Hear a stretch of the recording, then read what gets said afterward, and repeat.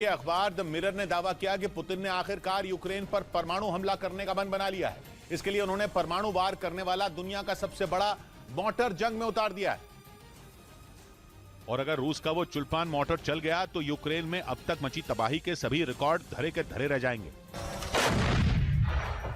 ये रूस का वो हथियार है जिसके मुकाबले का मोर्टर नेटो के पास भी नहीं। इस हथियार का इस्तेमाल अफगानिस्तान, सीरिया और चेचनिया की लड़ाइयों में किया जा चुका है। रूस का चुल्पान मोर्टर करीब 20 किलोमीटर की दूरी पर मौजूद अपने टारगेट का नामो निशान मिटा सकता है, फिर चाहे वो सेना का ठिकाना हो या फिर बड़ी किलेबंदी। रूस का मोर्टर क्लस्टर बम से लेकर परमाणु बम तक दाग सकता है। हालांकि द मिरर ने अपनी रिपोर्ट में कहा कि रूस की तैयारी कोई बड़ा परमाणु हमला करने की नहीं है। वो चुल्पान मोर्टर से छोटा परमाणु बम गिराएगा, जिससे यूक्रेन में फुटबॉल स्टेडियम के साइज का इलाका तबाह हो सकता है। इधर एफसीआई घोटाले में सीबीआई ने एक साथ 4 राज्यों के 50 से ज्यादा जगहों पर छापेमारी की।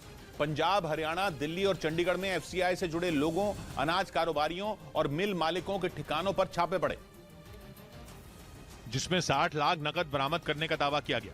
सीबीआई की यह कार्रवाई एक दिन पहले चंडीगढ़ में एफसीआई अधिकारी राजीव मिश्र की गिरफ्तारी के बाद शुरू हुई। आरोप है कि खराब अनाज को अच्छा बताकर एफसीआई को बेचा जाता था, जिसमें उसके कई अधिकारी और कर्मचारी शामिल थे। बताया गया कि इस केस में पंजाब, हरियाणा और दिल्ली सरकार की भूमिका की भी जांच हो सकती है। इस बीच ईरान ने आरोप लगाया कि इजरायल की खुफिया एजेंसी मोसाद वहां दंगा करवाने का प्लान बना रही है। ईरान की सरकार ने दावा किया कि मोसाद से जुड़े 2 सेल वहां सक्रिय हैं, जिनसे जुड़े कुछ लोगों को ईरान और उसके पड़ोसी देशों से पकड़ा गया है।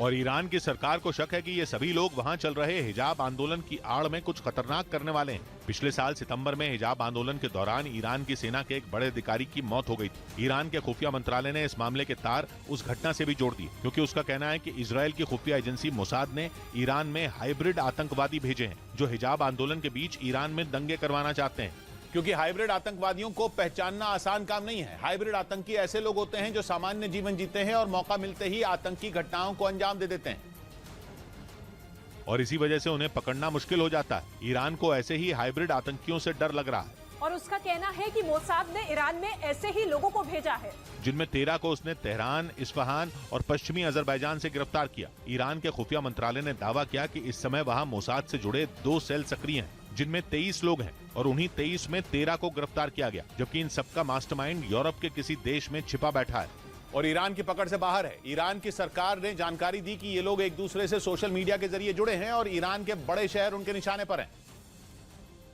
जहां भारी मात्रा में विस्फोटक भेजे जा चुके हैं। कुछ दिन पहले ही ईरान के खुफिया मंत्रालय ने मोसाद से जुड़े 4 सेल का भांडा फोड़ा था और दावा किया था कि वहां आतंकी हमले की प्लानिंग कर रहे थे, और अब 2 और सेल के बारे में पता चला है। यही नहीं, ईरान ने इस नेटवर्क के लीडर का नाम साइरस बताया है और जानकारी दी कि वो ईरान में घुसे आतंकवादियों से सोशल मीडिया के जरिए संपर्क करता है। वैसे ये पहली बार नहीं है जब ईरान ने इजरायल की खुफिया एजेंसी पर ऐसे इल्जाम लगाए हों। ईरान के सुप्रीम लीडर आयतुल्लाह खामनेई पहले ही कह चुके हैं कि हिजाब आंदोलन की साजिश विदेश में रची